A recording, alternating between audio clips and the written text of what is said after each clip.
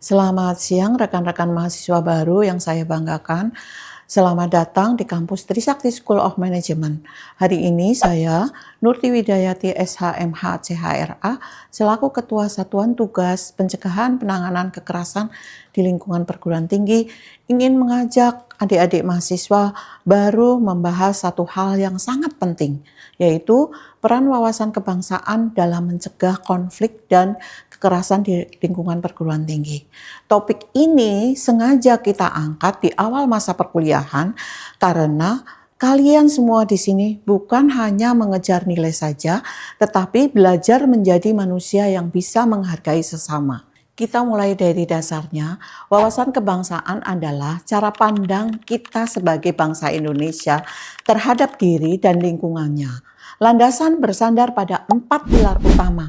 Yang pertama adalah Pancasila, yang kedua adalah Undang-Undang Dasar 45, yang ketiga adalah NKRI, dan keempat adalah Bhinneka Tunggal Ika. Dari keempat landasan ini, kita punya tujuan besar untuk menumbuhkan cinta tanah air, menjaga persatuan, menghargai keberagaman, dan membentuk karakter bangsa. Anak-anakku sekalian, tolong jangan anggap poin-poin ini hanya hafalan teori buat ujian saja. Tetapi 4 pilar dan tujuan ini adalah pagar sekaligus kompas kita dalam bertindak di kampus. Kalau nilai-nilai ini benar-benar kalian tanamkan, kalian akan punya karakter yang kuat dan tidak akan mudah terprovokasi untuk memicu konflik. Sekarang mari kita lihat kondisi nyata di sekitar kita. Kampus adalah miniatur keberagaman, tempat bertemunya berbagai suku, agama, budaya, bahasa, hingga latar belakang sosial ekonomi yang sangat kontras. Keberagaman memiliki dua sisi. Ia bisa menjadi kekuatan bangsa yang memperkaya kita atau justru berbalik menjadi sumber konflik jika tidak dikelola dengan baik tanpa rasa toleransi. Jadi, anak-anakku sekalian, kalian akan bertemu dengan orang-orang yang isi kepala dan latar belakangnya berbeda dengan kalian. Perbedaan ini adalah energi luar biasa kalau kita bisa saling melengkapi. Pesan saya, buang jauh-jauh ego kelompok, ego daerah, atau merasa pendapat sendiri paling benar. Di kampus ini kita menghargai perbedaan, bukan menjadikan bahan perpecahan. Mahasiswa yang berwawasan kebangsaan memiliki integritas yang tinggi, menjadikan kampus anti korupsi. Integritas itu apa sih? Integritas itu adalah kualitas seseorang yang menunjukkan kejujuran, konsistensi antara perkataan dan tindakan, serta berpegang teguh pada nilai-nilai moral dan etika, bahkan ketika tidak ada yang mengawasi.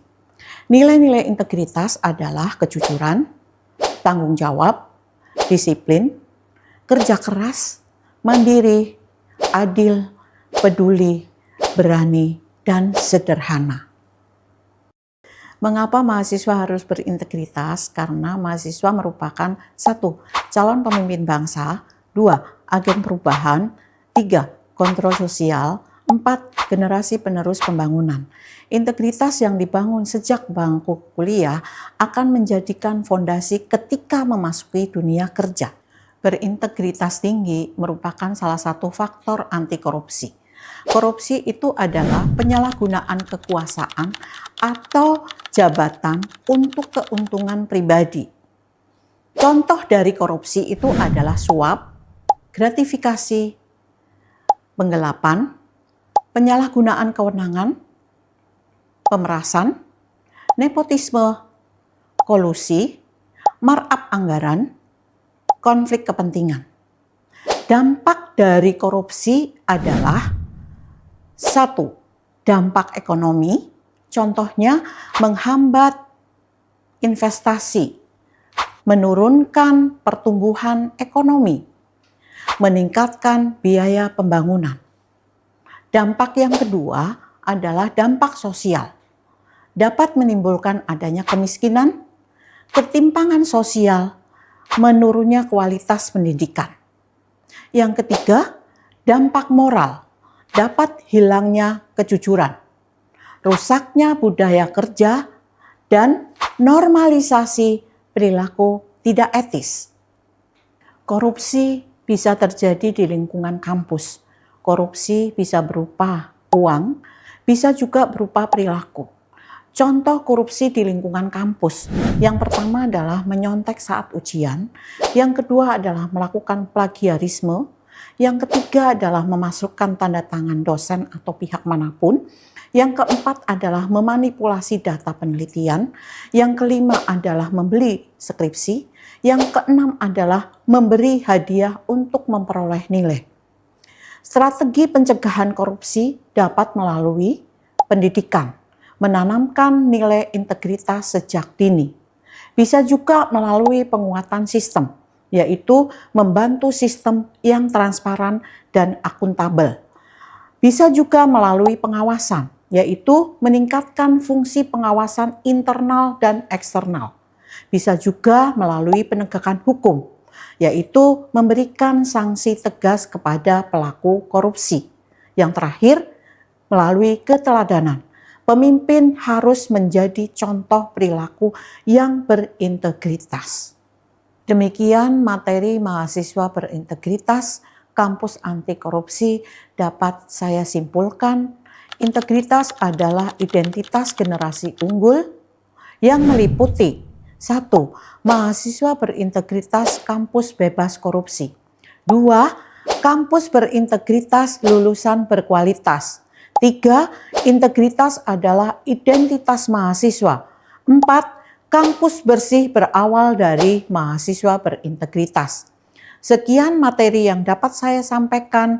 Diharapkan mahasiswa baru Trisakti School of Management dapat menerapkan nilai-nilai integritas yang tinggi. Sebagai bagian dari Civitas Akademika, kita semua memiliki tanggung jawab untuk menjaga ketertiban.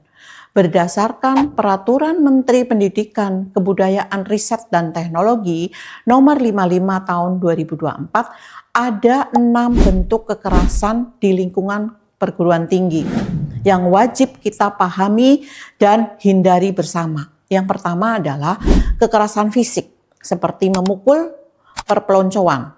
Dan kedua, kekerasan psikologis, seperti intimidasi dan body shaming. Yang ketiga, perundungan atau bullying, baik secara verbal, fisik, sosial, maupun cyberbullying yang dilakukan sengaja dan berulang.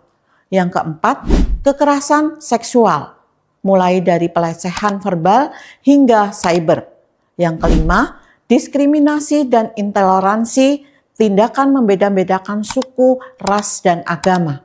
Yang keenam, kebijakan yang mengandung kekerasan, peraturan atau surat edaran yang berpotensi merugikan mahasiswa. Saya ingin menegaskan, kampus kita menerapkan kebijakan zero tolerance atau nol toleransi untuk 6 bentuk kekerasan ini. Hari ini sudah bukan zamannya lagi perpeloncoan atau mengejek orang lain di media sosial. Semua itu ada sanksi hukum dan akademis yang sangat berat. Kampus harus menjadi tempat yang aman. Jika kalian melihat atau mendengar atau mengalami sendiri salah satu dari poin tadi, jangan takut, segera laporkan kepada kami karena kami akan menjamin penuh kerahasiaan dan keselamatan kalian. Nah, sekarang mari kita samakan persepsi terlebih dahulu. Apa bedanya konflik dan kekerasan? Konflik adalah perbedaan pendapat, kepentingan atau nilai yang menimbulkan pertentangan. Namanya juga isi kepala orang berbeda-beda. Wajar dong kalau ada gesekan. Sedangkan kekerasan adalah tindakan yang menimbulkan penderitaan baik fisik, psikis, seksual, ekonomi, maupun sosial. Ingat, poin pentingnya, konflik tidak selalu menjadi kekerasan. Tapi kalau tidak dikelola dengan baik, ia pasti berubah menjadi kekerasan. Ketika terjadi perbedaan pendapat sesama teman kos atau teman sekelas, hal ini sudah biasa di kehidupan kuliah. Ini konflik yang normal. Tapi kalau masalah ini didiamkan atau dipendam sendiri atau dibalas dengan cara yang salah, disitulah dia bakal meledak jadi kekerasan. Kuncinya adalah pada bagaimana kita mengelolanya sejak awal. Terus, apa sih yang biasanya membuat antar mahasiswa itu bertengkar? Ada beberapa faktor utama penyebab konflik di lingkungan kampus. Yang pertama, kurangnya toleransi. Yang kedua, rendahnya empati. Yang ketiga, ego kelompok. Yang keempat, fanatisme berlebihan. 5, kurangnya komunikasi. 6, tidak menghargai perbedaan. 7, penyalahgunaan kekuasaan. 8, minimnya pemahaman nilai kebangsaan. Sadar atau tidak sadar, hal inilah yang sering jadi bumbu keributan di media sosial, bahkan di tempat-tempat mahasiswa berkumpul. Misalnya, ada ego kelompok merasa kelompoknya paling hebat, atau kurangnya komunikasi yang membuat salah paham terhadap mahasiswa. Kalau kalian dari awal punya rasa empati dan mau mendengarkan orang lain, ke depannya pemicu konflik di slide ini dijamin tidak bakal mempan di antara kalian semua. Disinilah wawasan kebangsaan masuk sebagai solusi. Ada 5 peran utama wawasan kebangsaan. Yang pertama, menumbuhkan persatuan, di mana mahasiswa memahami bahwa walaupun berbeda, kita tetap satu bangsa Indonesia. Yang kedua, mengembangkan sikap toleransi, yaitu menghormati perbedaan agama, budaya, dan pendapat. Yang ketiga, menanamkan nilai gotong royong, yaitu berfungsi mendorong kerjasama dan solidaritas. Yang keempat, mengurangi sikap radikal dan intoleransi. Artinya, mahasiswa belajar menghargai keberagaman. Yang kelima, membentuk karakter berintegritas yang membuat kita tegas menolak kekerasan dan diskriminasi. Jadi, wawasan kebangsaan adalah suplemen buat mental kita semua. Pas kalian belajar menghargai keberagaman dan punya jiwa gotong royong, kalian otomatis bakal menolak yang namanya kekerasan. Kalian akan sadar kalau menyakitin teman sendiri itu hanya membuat atau merusak persatuan kita. Ada beberapa nilai yang penting yang harus kalian bawa dan praktekkan sehari-hari dalam dunia kampus. Nilai yang harus diterapkan mahasiswa agar tidak terjadi konflik adalah toleransi, empati, gotong royong, nasionalisme, menghargai HAM, musyawarah, persatuan, dan keadilan sosial.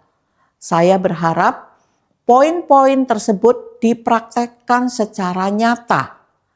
Kalau ada masalah di kelas ataupun di dalam organisasi, gunakan jalur musyawarah.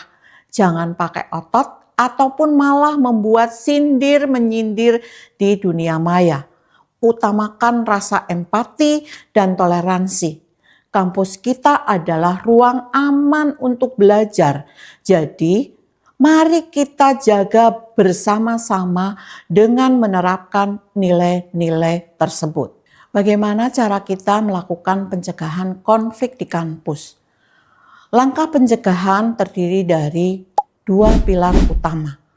Yang pertama dari sisi kalian semua sebagai mahasiswa. Yang kedua adalah dari sisi kami sebagai manajemen kampus. Dari sisi mahasiswa, kalian wajib untuk menghormati perbedaan, tidak melakukan perundungan, menghindari ujaran kebencian, bijak menggunakan media sosial, serta menyelesaikan masalah dengan dialog. Sedangkan dari sisi manajemen kampus, kami juga berkomitmen penuh untuk melakukan sosialisasi anti kekerasan, pendidikan karakter, pembentukan safe space atau ruang aman, penegakan aturan kampus, dan memberikan pendampingan mahasiswa. Jadi, pencegahan ini bukan hanya tugas satu pihak.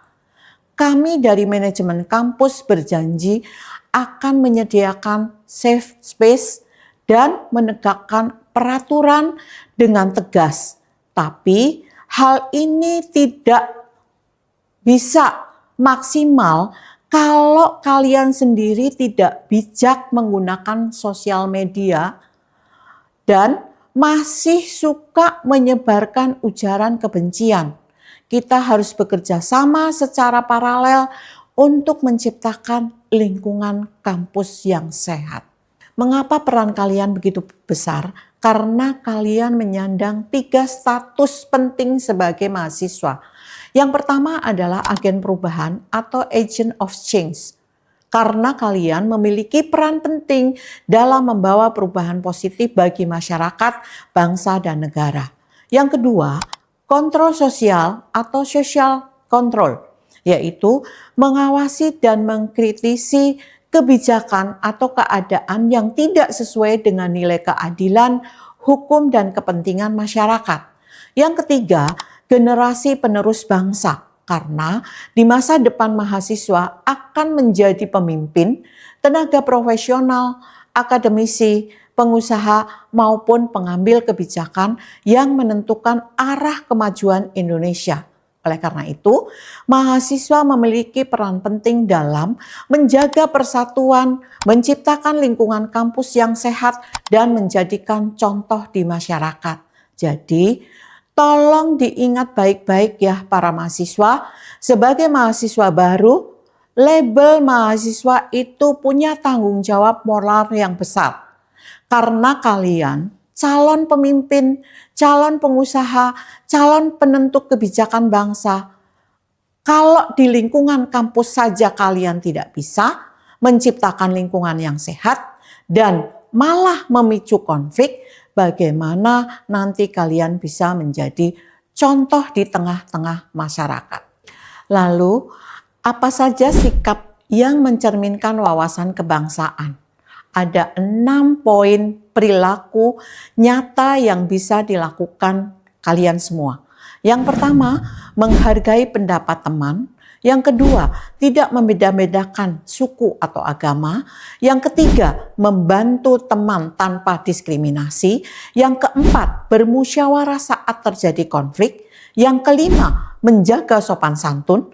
Yang keenam, mengutamakan persatuan. Anak-anak mahasiswa baru yang saya banggakan, 6 poin terakhir itu adalah rangkaian sekaligus janji kita bersama. Tolong jaga sopan santun kalian, hargai pendapat teman, meskipun berbeda, dan jangan pernah membeda-bedakan suku atau agama dalam kita bergaul. Nah, setelah kita paham teorinya, apa hasil nyata yang mau kita kejar? Bisa kita lihat bersama mengenai dampak positif wawasan kebangsaan di lingkungan kampus. Pertama, kampus menjadi aman. 2, mahasiswa nyaman belajar. 3, terbangun budaya saling menghormati. 4, konflik dapat diminimalisir. 5, prestasi mahasiswa meningkat. 6, tercipta lingkungan inklusif. Bayangkan kalau kita semua punya kesadaran kebangsaan yang kuat, pasti kampus menjadi aman dan terbangun budaya saling menghormati. Kalian di kampus itu rasanya tenang. Tidak ada rasa was-was bakal dibully atau disudutkan. Kalau suasana sudah mendukung dan mahasiswa nyaman belajar, fokus kalian tinggal satu, kuliah yang benar, bikin bangga orang tua, dan otomatis prestasi mahasiswa meningkat dengan sendirinya. Lalu bagaimana wujud nyata aksinya? Ini ada 10 poin utama implementasi nilai-nilai wawasan kebangsaan di kampus dan masyarakat yang harus kita pegang teguh. Yang pertama, menghargai keberagaman, menghormati perbedaan agama, suku, dan budaya. Yang kedua, menjaga toleransi, menghargai perbedaan pandangan dalam diskusi. Yang ketiga, menolak kekerasan dalam bentuk apapun seperti bullying, tidak melakukan senioritas. 4. Mengutamakan musyawarah mencari solusi bersama. 5. Menumbuhkan rasa cinta tanah air menggunakan bahasa Indonesia yang benar. 6. Hidup rukun dan berdampingan, tidak menyebarkan kebencian. 7. Mengembangkan semangat gotong royong, menjaga lingkungan. 8. Menjaga persatuan bangsa, tidak menyebarkan berita hoax. 9. Menghormati hak dan kewajiban orang lain, menghargai pendapat orang lain. Ke-10. Berpartisipasi dalam kehidupan sosial, aktif dalam kegiatan masyarakat. Nah, 10 poin ini adalah komitmen kita bersama. Tolong diingat baik-baik ya.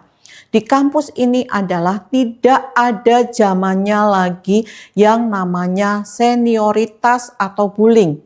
Kalau ada beda pendapat, waktu kerja kelompok atau rapat organisasi, kita harus lihat poin yang keempat, yaitu mengutamakan musyawarah, mencari solusi bersama.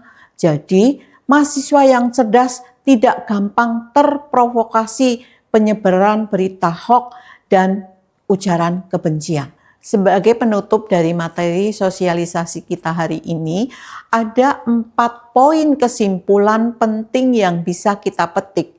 Yang pertama, wawasan kebangsaan merupakan fondasi penting dalam menjaga persatuan di lingkungan perguruan tinggi. Yang kedua, nilai toleransi, empati, dan persatuan dapat mencegah konflik serta kekerasan. Yang ketiga, mahasiswa dan perguruan tinggi memiliki peran strategis dalam menciptakan budaya kampus yang aman dan harmonis. Yang keempat, kampus yang damai akan mendukung terciptanya generasi bangsa yang berintegritas dan berkarakter. Intinya adalah anak-anak, masa depan bangsa ini ada di tangan kalian semua. Dalam perjalanan itu dimulai dari bagaimana kalian bersikap di kampus ini. Kami, pihak kampus, dan kalian sebagai mahasiswa harus berjalan beriringan untuk menciptakan budaya kampus yang aman dan harmonis. Dari kampus yang damai inilah kalian akan tumbuh menjadi generasi bangsa yang berintegritas dan berkarakter. Terakhir, jika kalian melihat, mendengar, atau bahkan mengalami sendiri tindakan kekerasan, perundungan, atau intoleransi di lingkungan kampus, baik kampus Jakarta maupun kampus Bekasi, jangan takut dan jangan diam. Kampus telah menyediakan kanal aduan resmi. Silakan catat dan simpan kontak ini. Nomor HP Satgas PPKPT 0852 23 24 2527 atau melalui email satgasppkpt@tsm.ac.id. Kami di sini untuk melindungi kalian. Identitas pelapor dipastikan aman dan dilindungi penuh oleh undang-undang serta peraturan kampus. Jadi, mari kita jaga rumah belajar kita ini bersama-sama. Terima kasih atas perhatiannya. Selamat mengikuti rangkaian kegiatan berikutnya dan salam persatuan untuk kita semua.